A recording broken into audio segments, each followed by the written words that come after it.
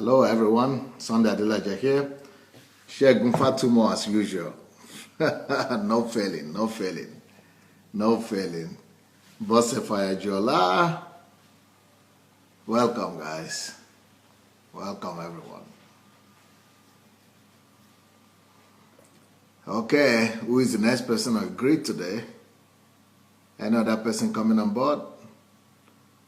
Nice to have all of you. Welcome. Oh, wow. TY. Hello. Magnolia.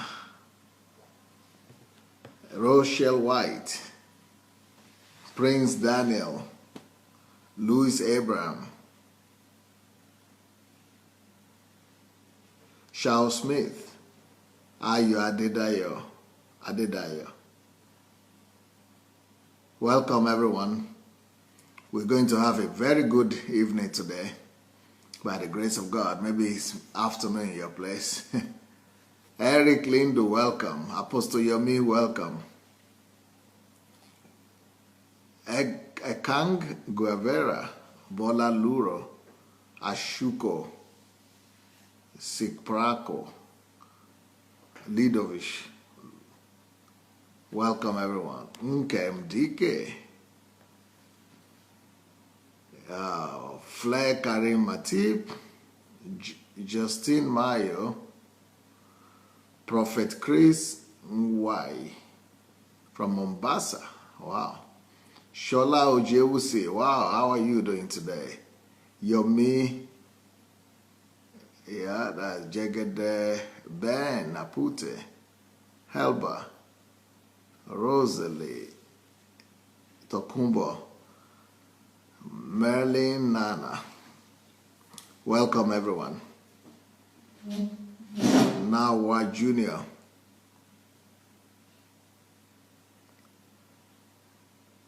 Okay. Well, as you are coming in today, I would like to encourage you to go look for your share button. Let's go share the link. Let's go share the message. The faster we do that, the better, because then we'll be ready to go and continue into proper teaching. So let's go share the link. Samola sharing day. Let's go share the link as you come in. Sure Andrew. Wow, what a name. Sure Andrew says he needs to talk to me. Right? Why don't you just write me? Just go ahead and write me.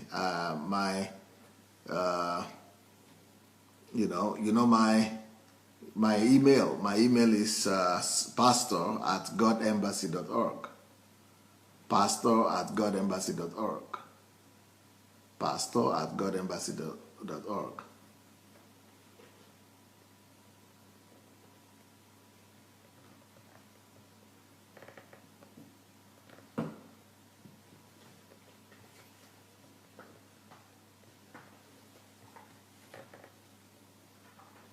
Nikki Christian, welcome back. Sam Olashen, they said he shared it.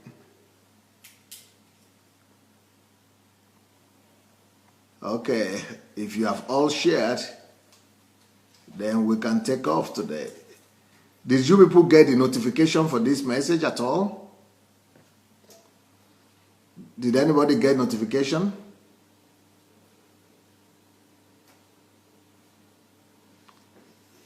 Because it's interesting. Some people are writing me that they didn't get notification. So, no notification. So you are here all by yourself without any notification. I think Facebook is playing some games on us. No notification. People are not getting notification. That is interesting. So you all just showed up all by yourself. Wow. Facebook is playing some game on us, huh? Well, it's a pity. Well, welcome anyway. Thank God you made it. Thank God you made it. Thank God you are here. So we'll be ready to go. I'm sure you heard the message of today. The role of preparation in your calling. The role of preparation in your calling. The role of preparation in your calling.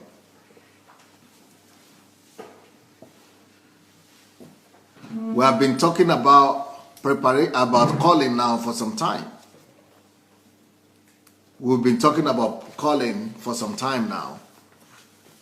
And today, I'm going to continue to talk about how to discover your calling, how to discover your purpose in life. I have a book that is written in that area. The book is called Who Am I and Why Am I Here? Who am I and why am I here? If you don't have the book, you can get it on Amazon or on Okada Books in Africa. But but today I'm going to be talking on the role of preparation, the role and place of preparation in your calling. Now, how can preparation help you to discover what your calling is? Actually, I want to say, my approach, I will be talking about this thing in 2 dimensions today. First of all, I hope you have all shared the link, because there is no notification. So that since there is no notification, let's go ahead and share the link and share the link so that our friends could know that we are on already. Yeah, how do you discover your calling? How do you discover your purpose? How do you discover what you are created for? One of the main keys for you to discover who you are and what you are created for is for you to study yourself, look into yourself, and find out, do a kind of inventory of yourself to find out what are those things that you could do without any preparation. What are those things that you think you could do easily? If they wake you up in the night, you'll be ready to do it. Normally, if anybody wakes you up in the night, you are not ready for anything. If anybody wakes you up in the night, I mean, you want to fight, you want to curse, you want to, do all kind of thing, and you want to, just just murmur and complain and say, why should you wake me up so early? Why should you wake me up in the night? I'm sleeping, guys. But when it's your calling, when it's your area of destiny, when it's your area of purpose, even though you might not like the fact that you have been woken, you are just woken up from your slumber or from your sleep, but because it's a place where it's something where you find pleasure in, it's something that you like to do, something that you enjoy doing. It is something that is almost part and parcel of you. It is something that is buried in you. It is something that is placed in you, in your destiny. When it is your purpose, when it is your destiny like that, you know what? It doesn't matter if they wake you up in the night, you are happy to get back to them, to say, to go and do whatever they ask you to do. But unfortunately, many of us never take time to study ourselves. We never take time to study ourselves. And because we don't take time to study ourselves, well, we never discover who we are. I heard that some people go ahead and go and begin to do fasting and praying just to discover who they are. And then some people even go and visit some prophets, pay some prophets some money so that the prophets will help them to find out who they are or what their calling is. But the reason why you have to go through all that trouble is because you have not been told or you have not been taught to discover who you are just by observing yourself. Your calling is something that is in you. Your calling is something that is buried in you. So your calling is dwelling in you, is waking up with you every day, is sleeping with you every day. So your calling is right in you, is hidden in you. So it is only by observing yourself and by looking inside yourself that you will discover that calling. You don't need to bother God to discover your calling. you need to research yourself. You need to look inside yourself. Oh, God could help you. God can do everything. But, the easier way to do it is just to look inside yourself, study yourself, and ask yourself at least this one question. We've been doing this now for a week. So if you have missed out on some of the secrets of finding out who you are, You might want to go back to them to go and study some of these secrets by going to my blog, sundaydelajablog.com. Go to sundaydelajablog.com and look at the teachings that have taken place over the past week. I started this teaching last week, Wednesday. So that's 7 days ago. And I've been talking every day about this topic. So you can find out ways and methods to use to discover who you are. And one of those methods is to find out what can you do, what comes to you so naturally, what comes to you so effortlessly that even without preparation, you'll be ready to do it. You know, it's like I heard the story of one of Nigerian elite footballers. And you know, footballers,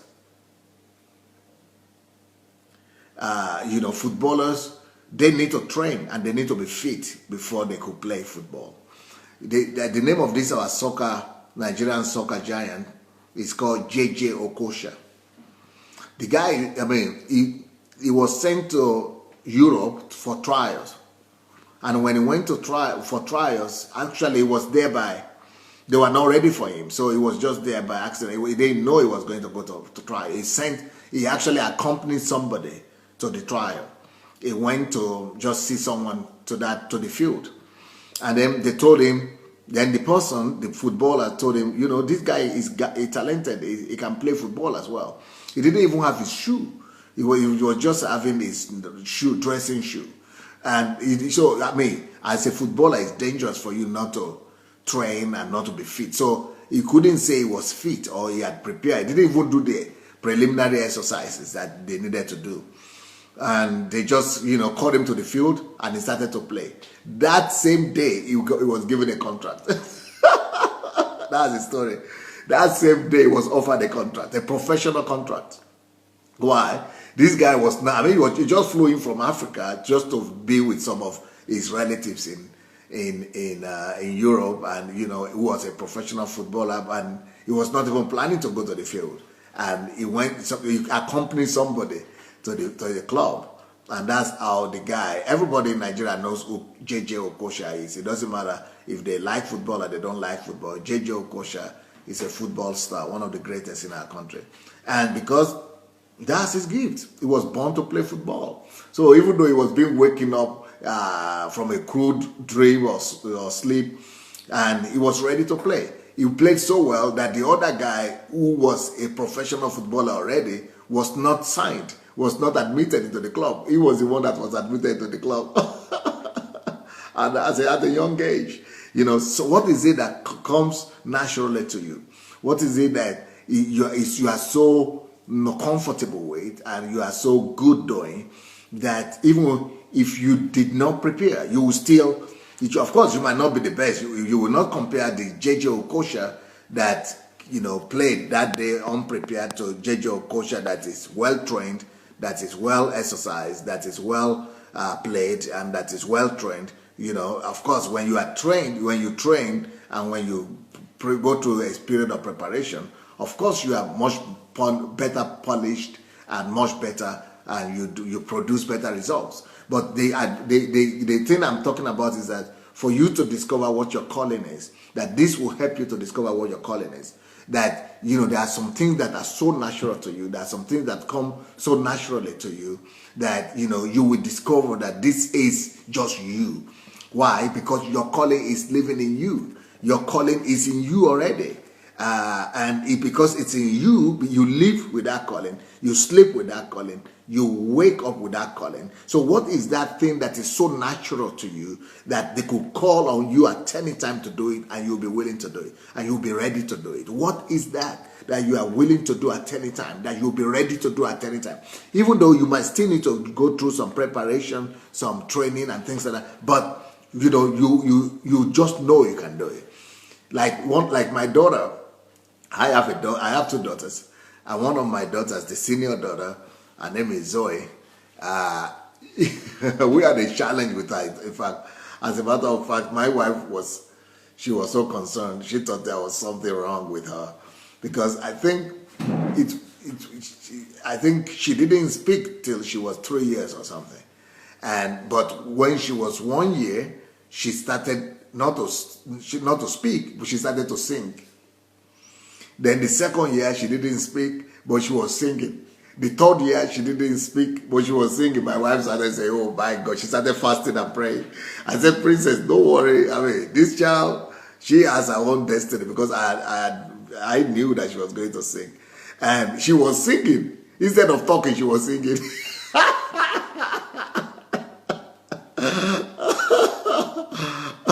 So up till now, if anybody if we are in the house, anybody is just humming and so singing there on the dance. So if she's doing the house chores, she's singing. She's even reading, she's singing. And this, what is it that you will naturally do that will just come to you naturally, even without preparation? Of course, she still needs to prepare, to learn to do the piano, to do the preparation. But you still have something. When the thing is living in you, and your calling is definitely living in you, you don't need to look for it from outside. When the thing is living in you, when the thing is dwelling in you, you don't need to struggle to look for it and to be trying to look for it in the air or on the ground or somewhere in the sea or in the ocean. It's just close by you. In some cases, for some people, maybe it is singing, like I said. So for some people, maybe it's reading. Some people will sleep with a book, wake up with a book. Some people is thinking. For some people is just desire to make house chores, just to make things in order at home and to make the home nice, homemaking and things like that. Some people is just library. Some people is laboratory. So it doesn't, just look for it. What is it that is so indwelt in you, that is so latent in you, that that once they call you to do it, you'll be ready. You'll be ready. That is your calling. That is your calling. Now, I'm going to be speaking on two aspects of preparation today. One, the role of preparation in you knowing and discovering what your calling is. So in that sense, when it comes to discovering your calling, then the role of preparation is this. What is it that you can do without preparing? What is it that you don't need a special preparation for before you begin to do? That is your calling. That is your calling. What is it that you could do at any time? What is it that they could wake you up to do and you will do it? So that is, you don't really need a special preparation. So it's lack of preparation, but still willingness to do it. So you are not prepared, but you still know you can still do something. You are not ready, but you still know they call upon you to do it. You'll be ready to go to offer yourself. So that is when it comes to discovering that calling.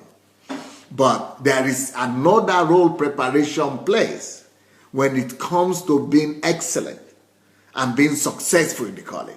So when it comes to discovering the calling, what is it you don't need to prepare for? What is it that you can do spontaneously without preparation? That is your calling. That is just in discovering it. But in becoming successful, it's the opposite. You must be prepared. In becoming excellent in the thing, you must be prepared.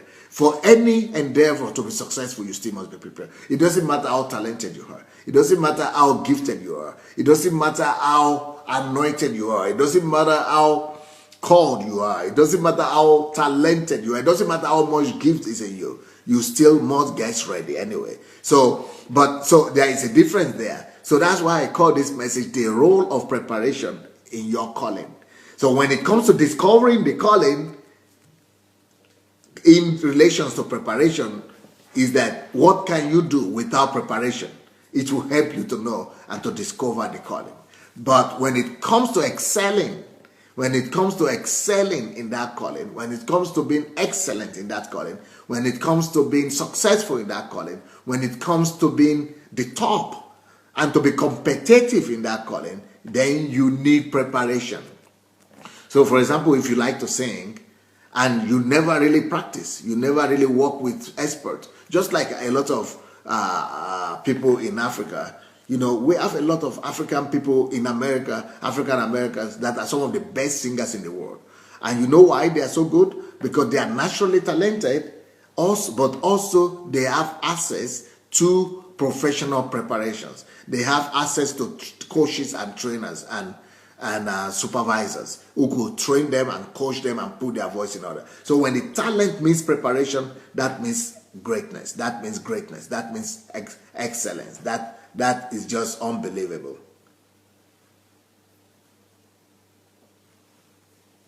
So that will be success. That will mean great success. When talent and preparation meets, there is nothing like it.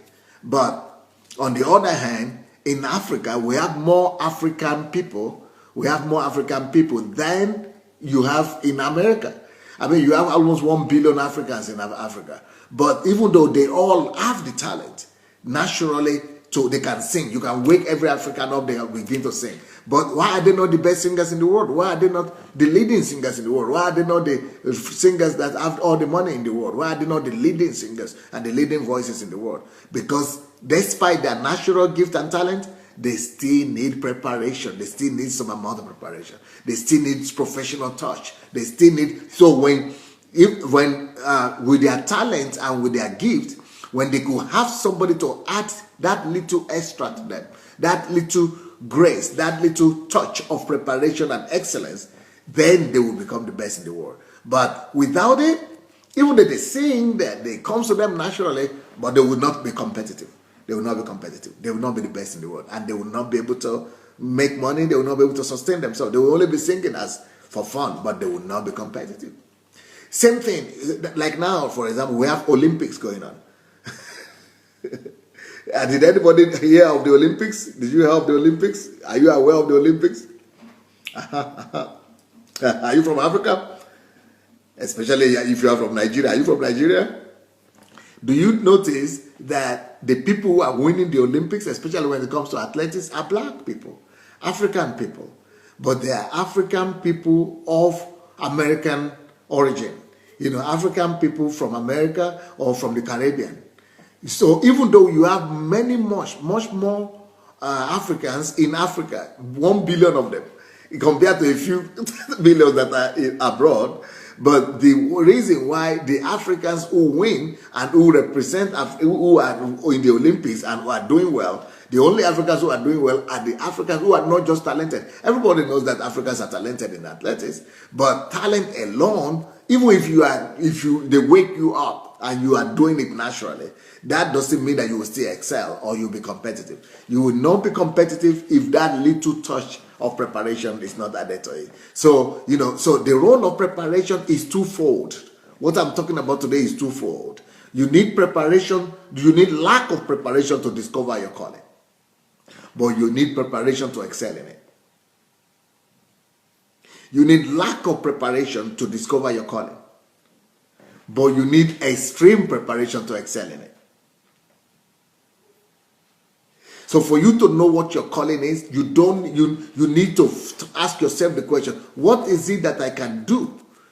And I will respond to without even preparation, without any preparation, without being prepared for it. What is it that I would naturally do that they could wake me up from sleep and I will be ready to go and do it? That is your calling. Without any preparation, I can go and do it, and I will still do well, or I will still do not bad, or I will be ready to go. But if it is something that is not already dwelling in you, and they want you to wake up in the night and go and do it, you will whine and complain and curse. You would not like to do it. But when it is something that is latent in you, that is dwelling in you, even if they wake you up in the middle of the night, even though you don't like it that they wake you up in the night, of course, but you will still be willing and be ready to go and do it, because that is what is in you. That is what is already in you. So when you don't need to be prepared. What is it that you can do without preparation? That answers the question of what your calling is. But for you to excel, for you to be successful, for you to be competitive, for you to be great in anything whatsoever, after you have discovered that you don't need preparation to do it and you are good in it, then you need preparation, real preparation, great preparation to now excel. You need preparation to now become who you need to become.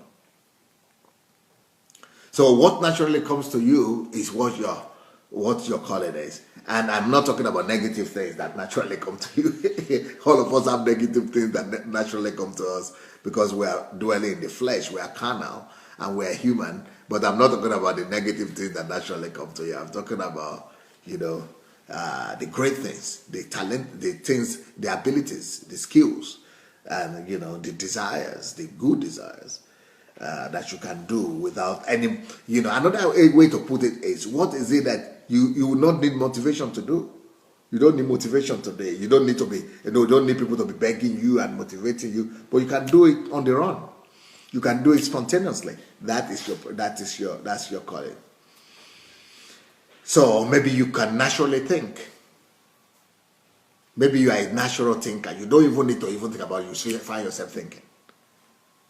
Then that means, then you have to go ahead and study what is thinking connected to, and what professions can thinking lead to, and the thinking, what are the skills that are connected to it.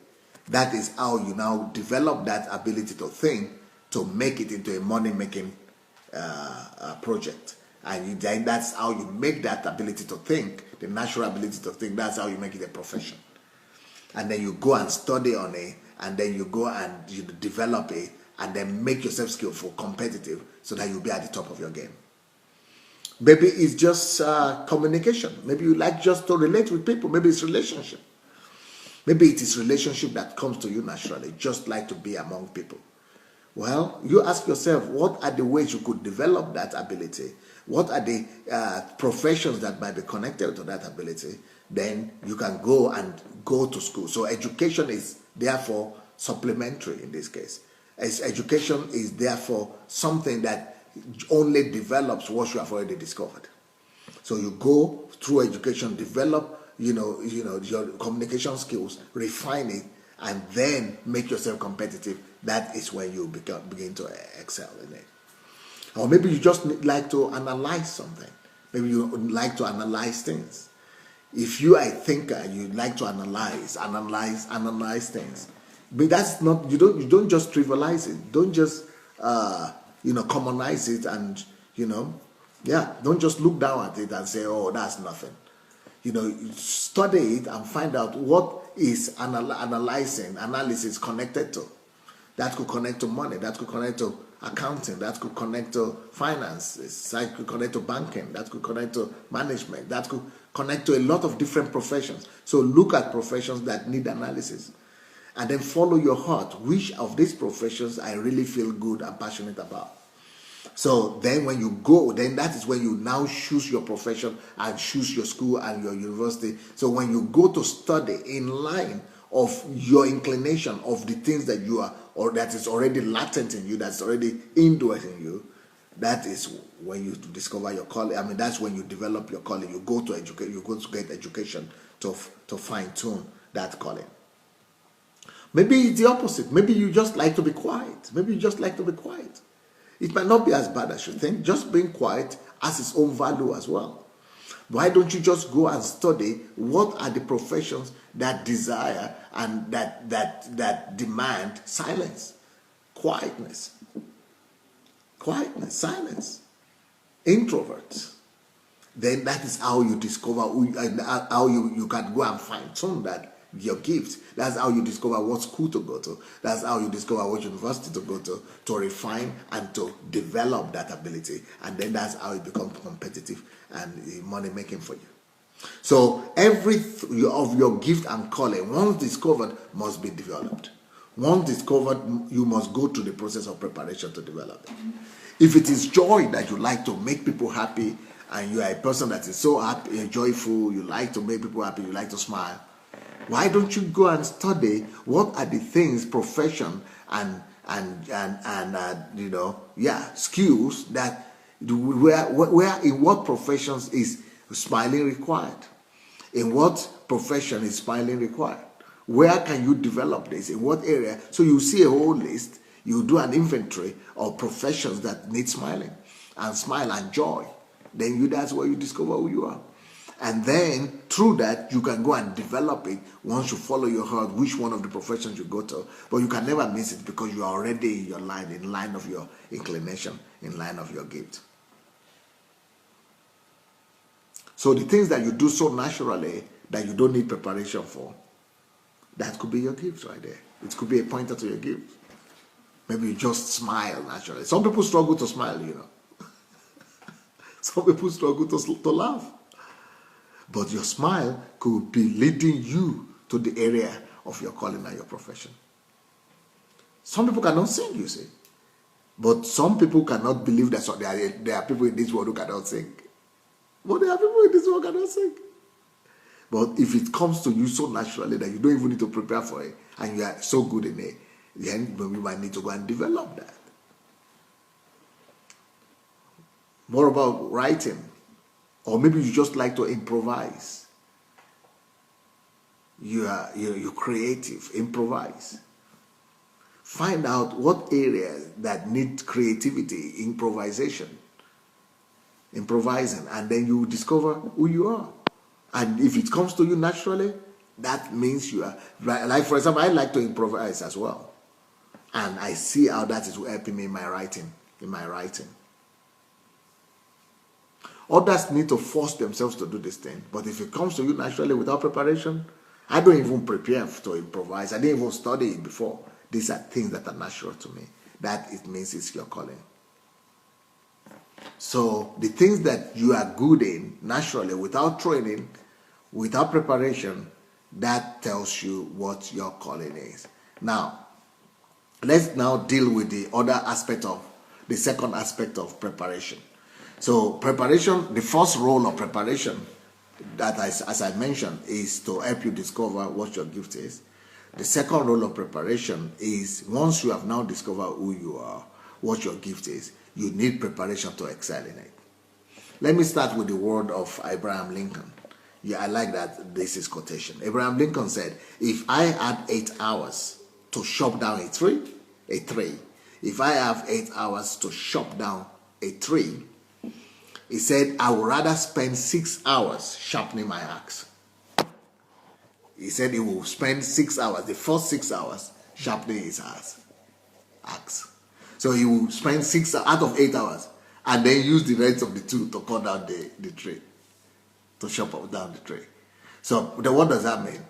Preparation is the key to excellence. Preparation is the key to greatness. Preparation is the key to advancement in life. Now, everybody is seeing me. They hear me now because when I preach on this, I hear a lot of thank you, compliments, and great words. People are saying that you are so effortlessly. You are just talking. You are just saying so many things and so intensive every day. I mean, coming with all these topics, different kind of things. And that, where is it coming from? It's like I came from nowhere. But what people who know me know that I've been in preparation for 30 years for today. The past 30 years of my life has been preparation for what you are seeing today. So 30 years, I was not lying somewhere. All these things that is coming out of me now, they have been in me, in going for, even though they are natural to me, some of them. But without the preparation, I would not be as effective, and I would not be as sharp and as productive as I am today. And you would not see the difference so glaringly in comparison to others, because I'm not the only speaker in the world. A lot of people are speaking every day. I'm not the only pastor in the world, a lot of pastors, but preparation is the key. It's like what Abraham Lincoln said. 8 hours to the time when you chop down the tree, 6 hours to prepare for it. So I've had 30 years of preparation, and the rest of my life now will be real ministry. Real ministry. So preparation is the key to your success. Preparation is the key to your excellence. To be prepared means to make yourself ready beforehand, before the task, before the work. So when I begin to talk about Nigeria, that I'm going to Nigeria and I'm taking 2,000 people with me, people are scared. People don't know what I'm talking about. They're like, wow, is that possible?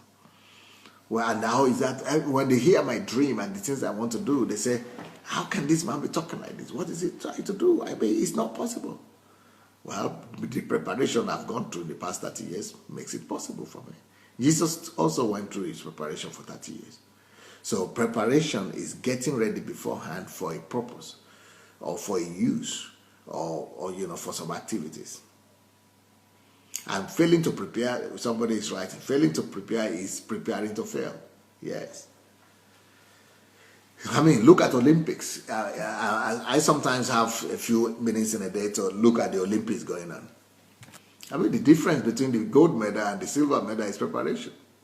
The difference between gold medal, silver medal, and bronze medal, and the people who don't get anything at all is preparation. When you talk about my country, Nigeria, they have been complaining, everybody is praying. Prayer doesn't help when they get to the Olympics. Prayer doesn't help. The people who don't pray but prepare are the ones who win the medals. They might be atheists, they might be communists, they might be Buddhists, they might be anything. Prayer doesn't play much role. What plays the big role is preparation. Now, prayer can play a role only when two people are equally as prepared. Then you two put your trust in God. Then prayer could make the difference. But if you are not equally prepared, if you are not on that level yet, wonders will not happen. I mean, I listen to my people from my country who are going to the Olympics and the journalists. The journalists are always talking about, by the grace of God, we believe. I just say these people are just crazy. This is a crazy country. And we have to go there and change the mindset of that whole country. They say, we have been praying for them, we are believing. By the grace of God, they will bring something. Rubbish. I mean, Nigerians will be going, instead of going for training, they will be going for prayer meeting. What's wrong with you? Are you joking? This is a law on the earth. It is only people who are prepared that win the medals. It's only people who are prepared that win the medals.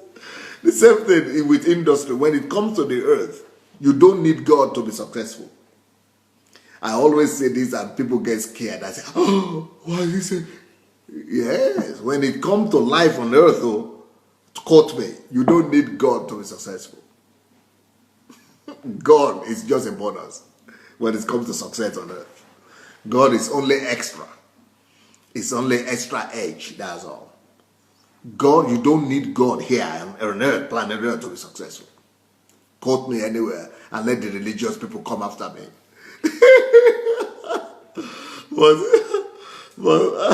But it doesn't change anything. It doesn't change anything. That's just a fact.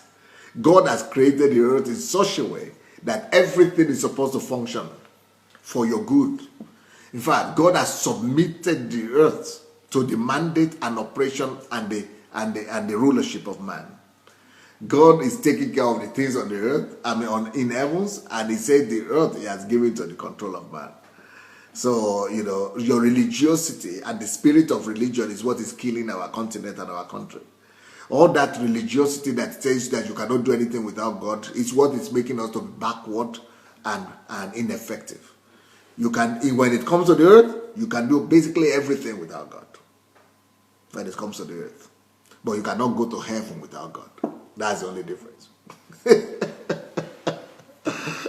The guy who is successful on the earth and who is able to do everything on the earth, if he doesn't receive the Christ, if he doesn't get to know God, he will go to hell, even though he's successful on the earth. But on the other hand, the guy who is praying on the earth, who is praying to God every day, and he doesn't have skills and is not developing his skills, he will be a failure on the earth, even though he will go to heaven. So, I just don't know how to help religious people. I don't know how to help religious people. Religious people, they're a different breed. They're a different breed. I just don't know how to help them. Yeah, Shur Andrew is quoting it in Russian language to me here, that God has given heaven to God, and he has given the earth to man. Yes. That is Psalm 115. Psalm 115 verse 13, I think.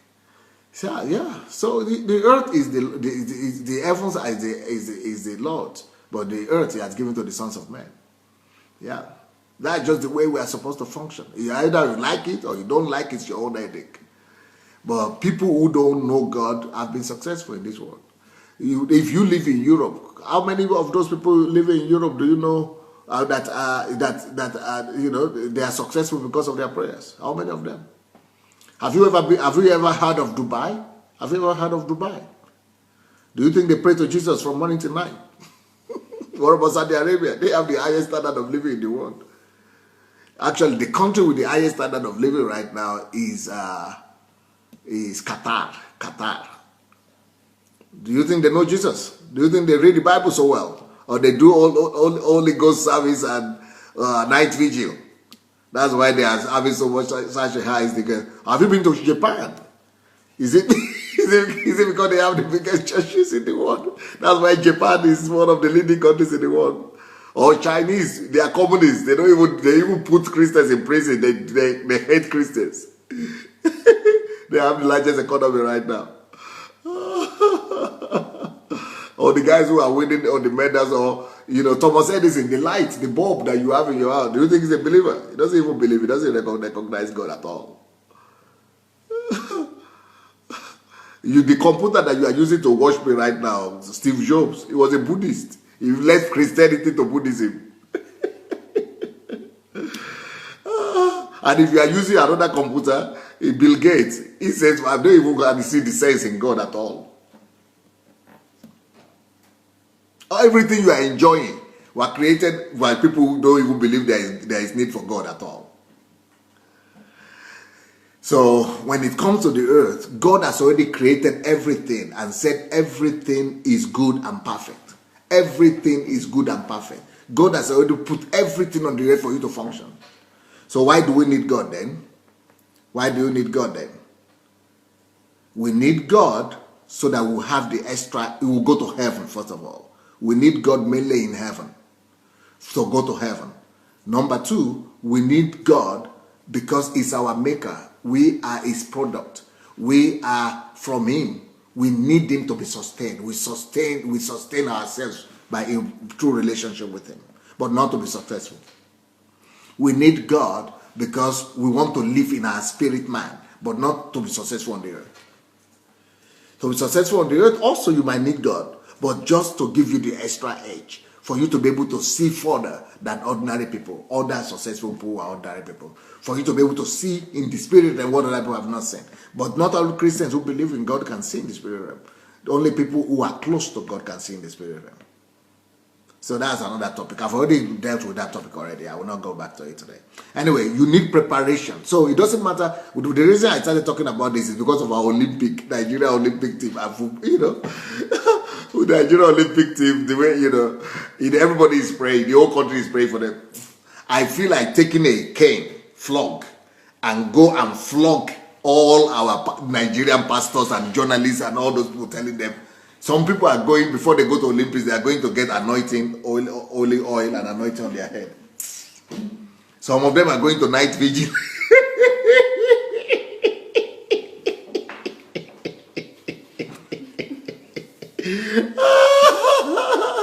In fact, some of the team, when they go to competition, World Cup and all that, they put a pastor and the imam there to be praying for them. And they go and lose.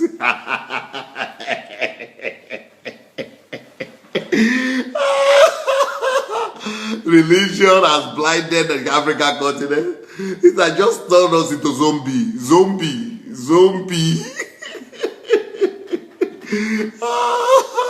And when I talk like this, they say I am blaspheming. Thank God I'm a pastor. So they know it. Thank God it's not an atheist that is talking, or an Islamist. They will think he's because he's an unbeliever. But because we don't know how to balance God. We don't know how to balance God. We don't know how to even understand the Bible in the first place. So for you to be successful, it doesn't matter how you pray. It doesn't matter how long you pray. It doesn't matter how many imams anoint you. It doesn't matter how many bishops you gather together. It's just like yesterday, the other day, somebody was telling me that all the bishops, our president, my friend, the vice president of my country, went and gathered all the GOs of Nigeria, all GOs, that is General Overseer, the senior pastors of Nigeria, gathered them together in Lake, no, I think in Abuja, so that they will pray for the economy of the Nigeria. I said, wow, they should go and learn from Singapore. How many prayer meetings they did in the palace before Singapore became from the third one to the first one. They should go and learn from Dubai, the premier of Dubai, the sheikh of Dubai. How many prayer meetings, how many night meetings he did before he could build the wonders of the world in Japan? I mean, in Dubai. They should go. And I told the people who told me that, I guarantee you nothing will change. This year, nothing will change in Nigeria's economy. That's why I can guarantee you. I can go sleep and prophet. I don't even need to be a prophet. I can prophesy that nothing will change in Nigeria's economy. It will change, but after 3 years minimum. Because I know the caliber of people that are in the government. I believe in some of them, and things will change because they are working hard. But that prayer they are doing is a waste of time. And all the big men, our fathers in the Lord are there. I don't want to mock them, and I'm not laughing at them, but I'm just baffled. I'm just totally baffled and shocked at what is happening. I mean, these men of God are men that I respect, and they are professors, some of them. Some of them are bright mind. But religion, how can we be using religion? It's just like saying, somebody say you have cancer.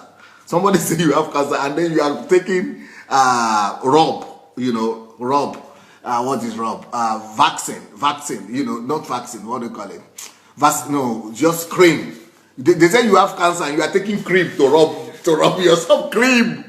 Cancer. Cream is for beauty, and you are using cream to rub yourself to heal you of cancer.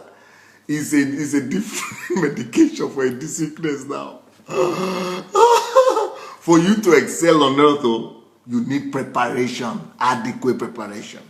So just like with the Olympics, you need preparation. You need preparation. You need preparation too.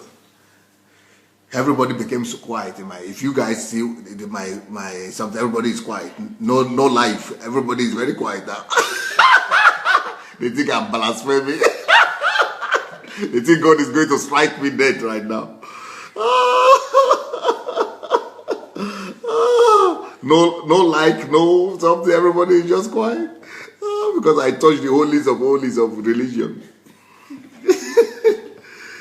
We need to get delivered from religiosity. We need to get delivered. If Nigeria and Africa is to go forward at all, we need to get delivered from religiosity. Until we get delivered from religion, we will not know Christ. Because there's a big difference between religion and knowing Christ. In fact, I must release my book very fast. On our independence, what independence are we having now? 56? 56, yes. 56 independence. Yes, somebody is commenting at last, using Vaseline to heal cancer. That is exactly what we are doing. We are using Vaseline to heal cancer.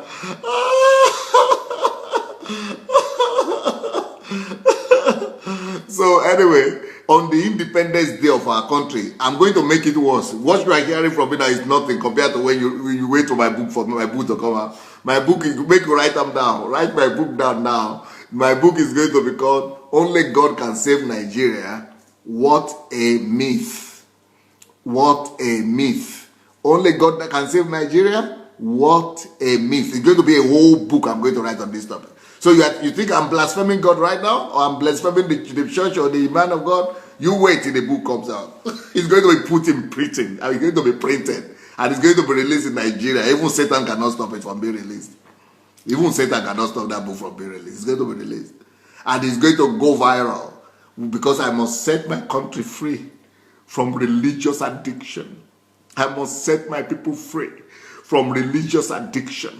I must do my best while I am living, or while I am still living. This kind of rubbish should not be happening in my country while I am on earth. It is time for me to take on Nigeria right now. We must set the continent free. I must set my people free. People have used religion to captivate us. The captivation, the slavery of religion is worse than the slavery of Europeans. The slavery of religion has become worse than the slavery of the world. The slavery that we are going through right now is the slavery of religion. The religion has become the problem of our country right now. Number one problem. And we must set that country free. Until we set that country free from religion and superstition, there will never be any kind of progress on our continent, on our country.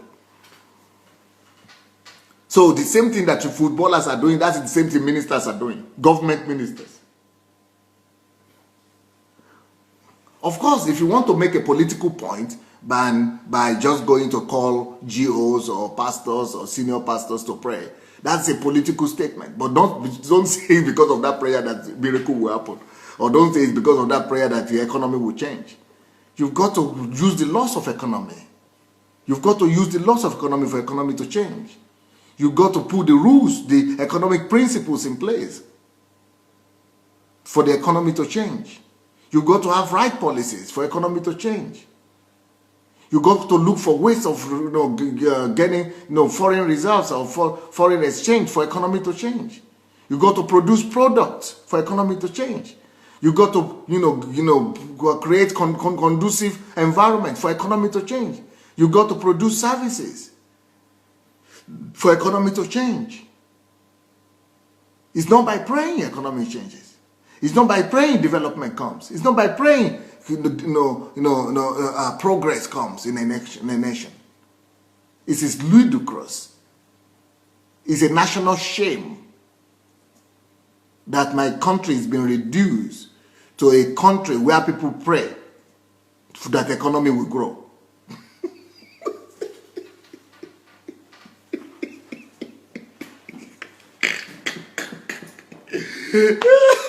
I either laugh or I cry. That's the thing. I feel like I either both crying and laughing at the same time. That's what I'm feeling right now. I'm feeling like both crying. I've finished my topic. I don't think I can preach again. This Nigeria, this Olympic thing has taught me. Nigerian mentality has taught me. I have to deal with religion. Please be telling them if you want to know the truth. Begin to get ready right now. Begin to get ready for that my book. That my book is going to come out very soon.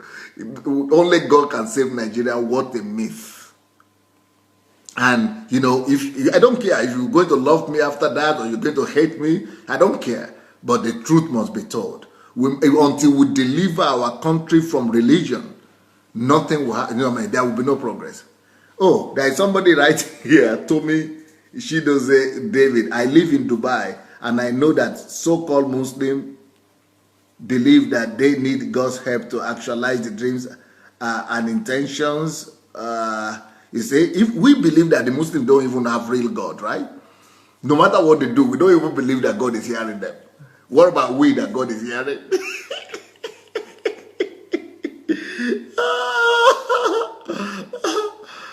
So if God is not hearing them, so how are they doing the progress? Because they are using their mind. For you to be successful on the earth, it's not God you need, it's your mind you need. It's your skills you need. God has already put everything on the earth and in you to be successful. So you need God, not because you need something from God, but because you want to honor Him for what He has already given you. But you want to worship Him for what you already have in Him. You want to have relationship with Him because it's your Savior, it's your nature, you are His product, you are His son and His child. You want, as a father and son, you want to just have relationship with your Father. If you who are parents, how much will you like your children just to be relating with you because they need something from you? But they need to relate with you because they are your children. They need to relate with you because they love you. That's how it should be with God, not because we need Him to do one crisis to get us out of one crisis or the other. We have the problem. Nigeria had a problem with the football team. The football team. Nigeria football team was stranded in Atlanta or somewhere. Till the last moment. They actually left the Atlanta, I think only about 7 or 9 hours before their first game. So, I mean, that's when they arrived. Sorry, they arrived at the venue of the Olympics 7 hours before their first game. And then, they were supposed to have left a week before. And they left it to the last moment. So when they get to the plane, the first thing they were doing? They were praying. Praying and thanking God for providing, for sending the plane, for getting them out of there at last. I say it's not praying, you should be flogging. All your administrations are supposed to be getting flogged. Spanked. Of course you will pray because you are leaving everything for the last moment. If you have left a week ago, you don't need to pray for miracle that God should send a plane. If the plane had come a week ago, I mean, you would have done everything you need to do on time. You don't need to be praying for miracles now. We are praying for miracles because we don't do our own part. We don't use the mind God has given unto us. We don't do the things on time. We don't use the laws of God, the principles of God. We want to manipulate God by all means. But God cannot be manipulated, you see. God cannot be manipulated. So we didn't do what we need to do with the economy in Nigeria. We didn't fix our economy. We went and ate all the food of the economy. We wasted the money of Nigeria, in the last 10 years, on the last 15 years of Nigerian economy. We wasted it, corrupted the whole thing, shopped the money, ate, corrupted the whole, and now we are praying to God. We are now asking God to come and deliver. God will not cover up for corruption. That's why I'm laughing at all those OGO people are doing. God is not going to cover up for our corruption, for our the irresponsibility. God is not going to cover up our irresponsibility. God is not going to cover up our lack of sense of our ignorance. God will not going to cover for our ignorance. That is medicine after death. So for we now to begin to say God should now come and heal our economy and do, we have to pay the price. We've got to go through the pain. We need to learn our lesson.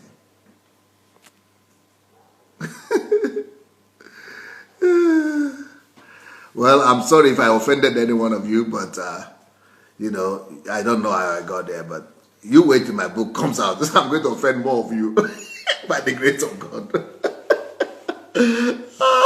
I'm advertising the book already. You look out for it. In fact, I think I'm going to release that book. I thought I was going to release it in October towards the press. I think I will release it 1 month before so that you will succeed in reading it first before the independence, so that your eyes will be open. You will know that we are in problem until we deliver our country, Africa and Nigeria, from the addiction of religion. An addiction of religion, we would not be set free. We would never understand. We would never understand. Undergo development. We would never know what development is. I'm sorry that I have to say this right, on air, but why not? We have to say it. We have to say it. We just need to be organized. We don't need to use principles, the laws. Life is predictable if you use laws. I have a whole series on how to run the world, and the world is run by laws and principles. If you follow the laws and principles, you will get anything you will need, and everything will work out for you. You don't need witches and wizards, or you don't even need Satan or God even. God has already made all the provision for you to be successful without Him. So for you now to believe in Him is because you love Him, because it's your choice. But if you are believing in God because you need some things, it's paganism. It's paganism. If you are going to God just because you need Him to give you bread and butter, because you need Him to provide for your school fees, or you need to provide, that's paganism. You are actually running after your own needs. You are running after your own desires. You are using God. You are using God. You are not going to God because you love Him. You don't love Him. You are using Him for your own purpose. You are after your own ideas, for your own gains. And that's why we begin to use God like a 9119, 911 or whatever, 991 or 911. Okay, Shidirim said, I need the series on how to run the world. Yes, how to run the world is called, the series is called Life is Predictable. That series is you can go to my blog, sundayadelajablog.com, sundayadelajablog.com, and go and look for the series. The week is a whole week series that says Life is Predictable. Life is predictable. So if you go and look for the video blog, or if video is too expensive for you, you can go and look daily broadcast. So daily broadcast or video blog, you will see all the series there. Is one of the earliest one I did. So go down to the very first ones, then you will see the series on Life is Predictable. And then you could, if it's difficult for you to get it on my blog, you could go to my Facebook. I mean, to my YouTube page. YouTube page is also Sunday Adelaja Official. You can go to the video blog playlist. Go to the playlist of video blog or Daily Word or something. I think the video blog is called. Then you will be able to look through it and find what you need there.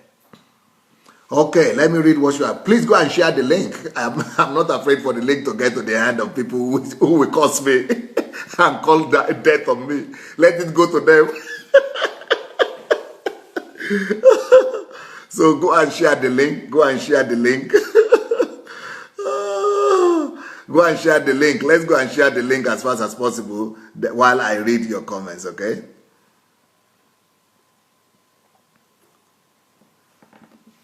Okay, Shidirim said it's in the US. Oh, then you don't have any problem with the video. Go and download it, yes.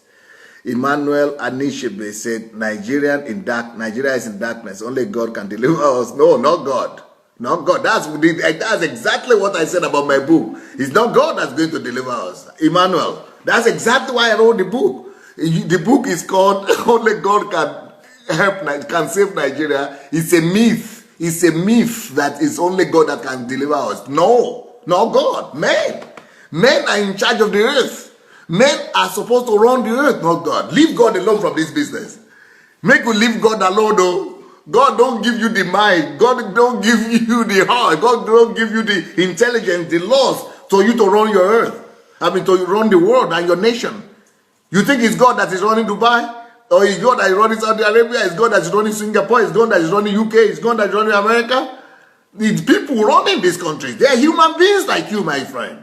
Not only God can save Nigeria. No. That's why I wrote the book. That's exactly what I'm talking about. It's going to take some time before it gets to you guys. The series of how to run the world is called Life is Predictable. Life is Predictable. If you go to the video blog, you see the playlist there. You will see Life is Predictable is the series.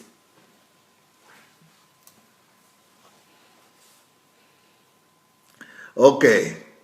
Who is there now?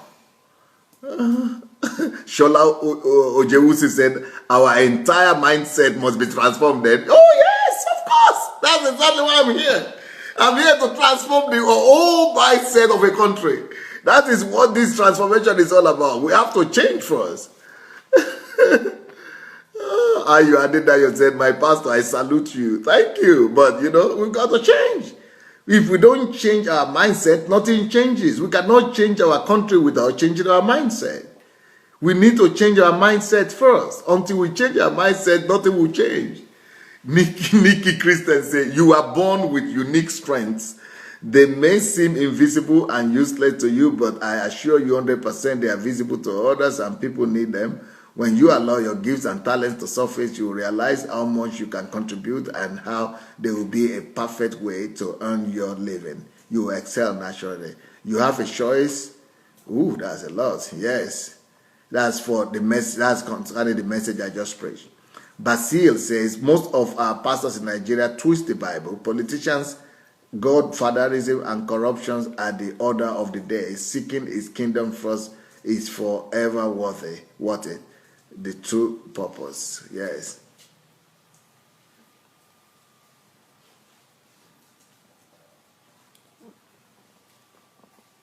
Ufoma Anigoro said, "You are speaking the truth, sir. I am angry that our leaders are silent and using prayers as a pretense instead of addressing the issues and teaching principles.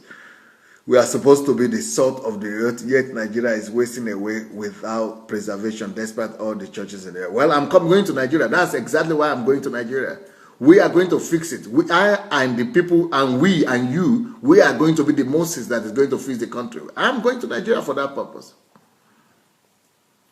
Onyinye Okoro said the worst is that they manipulate with God. Yes. By the way, there is somebody that is watching me right now that is having growth or cancer of the breast. God wants to heal you. You know, God has spoken this to me 3 times since this program has been going on. So if you have a problem with your breast, put your hand there. God is healing you right now. And someone else just had operation in your jaw, somewhere in your jaw here. You know, you just have that operation, and I don't think it's effective. It's successful. There is a problem that's still going on there. So put on your hand there. God is healing your place. Joseph Shukwudi said, "We know the truth as a nation, my dear man of God, but we also know that the best way to cover our corruption as a nation is to use the cover up of religion." There is wisdom there.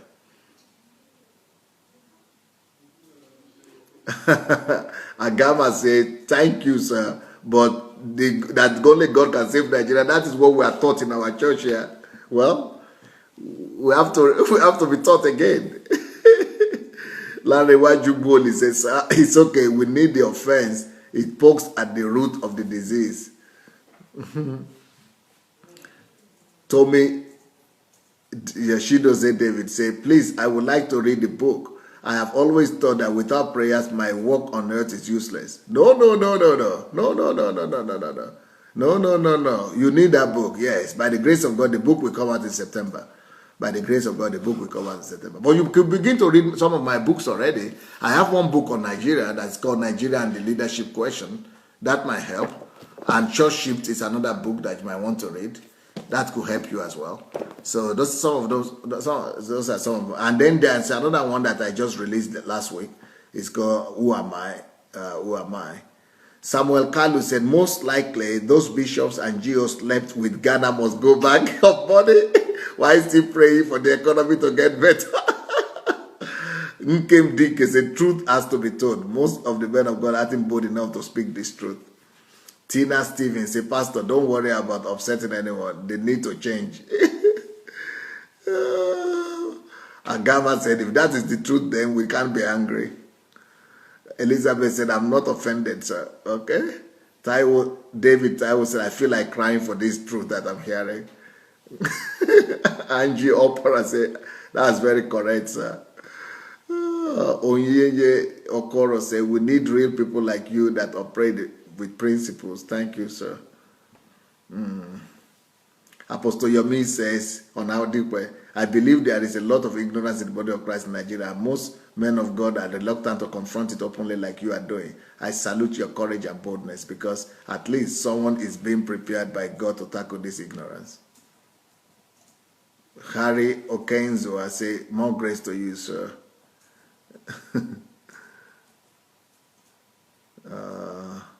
Elizabeth says, 100% true, sir. Some people treat God like a marketplace. You go when you need food stuff in your house. Oh, wow.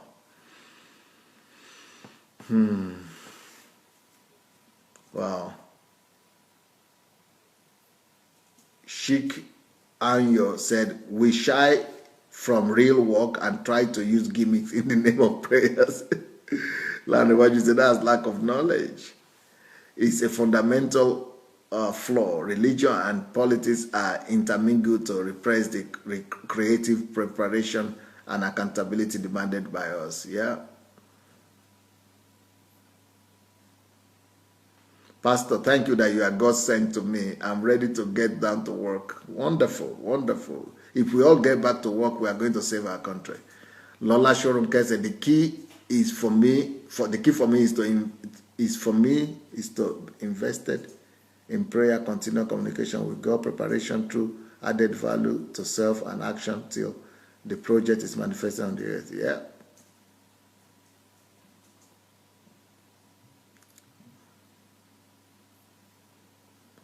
Basil say moderation will forever remain the answer in all that we, because death comes around at any time, but our government is. Jacob Sale said, I feel you, sir. Agama said, true talk. Onyeye said, Pastor, I'm ready for the book.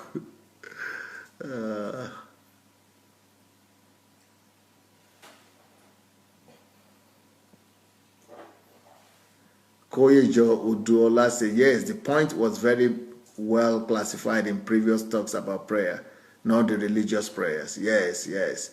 If you want to know more about what I mean, that, the kind of prayers that we need to pray, what is prayer, and why we don't need to pray for Nigeria economy, and why we don't need to pray that God will save Nigeria, why it's not God that's going to save Nigeria. Yeah, Koye is right, that the topic is well specified. I dealt with it very well on the series on prayer. If you have not gone through the series on prayer, you might need to go through that series. That series will really open your eyes to know what is religious prayer and real prayer and relationship with God. So you can go to, again, you can go to my blog, SundayAdelajablog.com, and go to the series on prayers. That will really help you. Or you can get it on YouTube, Sunday Adelaja Official. Samuel Kalu says, someone asked, since heaven is God's abode and Satan the God of this world, do we need Satan then to make it here?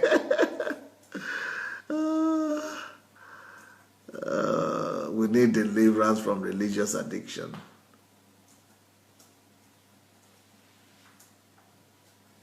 Yeah, we need deliverance.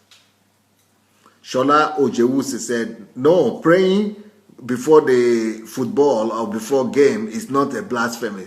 But what about if we pray not to be injured during games? Wow! Shola, wow! Let's talk about that. You want to tell me you've never seen any Nigerian player injured? And despite the prayer? You know, we never go to play without praying. And do you want to tell me that no one of them has ever been injured? In fact, I will tell you right now, the one who is the highest scorer in Nigerian team is right now lying down injured. He played 2 games and he got knocked out. You know, don't tell me those things. These are natural laws. These are natural things. You want to tell me that those guys who pray don't get injured? No, don't tell me those stories. Don't tell me those stories. We are living in physical world and physical laws operate here. Okay, Tommy Shidoze David said, please explain very well regarding the point you just made. You see, the whole day will not be enough for me to do that. Tommy, I beg you, go and find my series on prayer. I have a whole series on prayer, all right? I have a whole series on prayer that is saying why it is a waste of time, what is a waste of time to pray about, and what do we need to pray about, what do we don't need to pray about. So it is on my blog, SundayAdelajablog.com. And you can go and see the video blog or the daily broadcast, and look there in the playlist. You will see the one on prayer. Or you could go to YouTube and see the one on prayer. Kemi Knight said, preach, Pastor, I agree 100%. Religion has turned so many people to silly. Charles Smith said, using Vaseline to cure cancer is funny.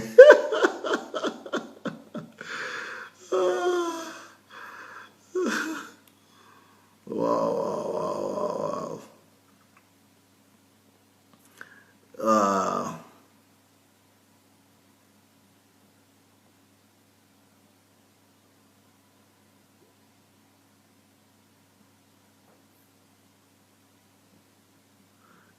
Elizabeth and Lisa, Pastor, some of them need koboko.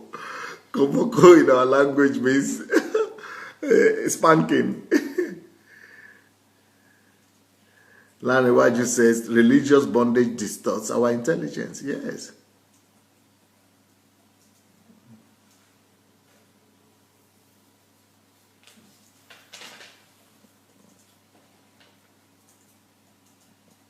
Sam Olashain, they say, can God reveal your calling to you in a dream? Oh, yeah, of course, that's possible. But you don't wait for dreams. You look for it in yourself.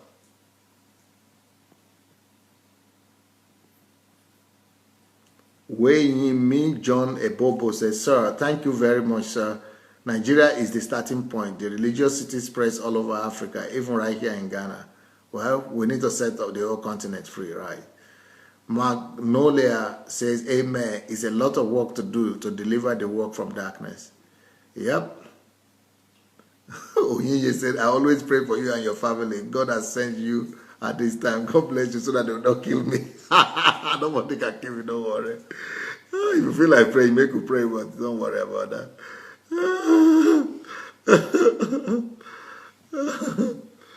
Well. It's nice to be with you guys.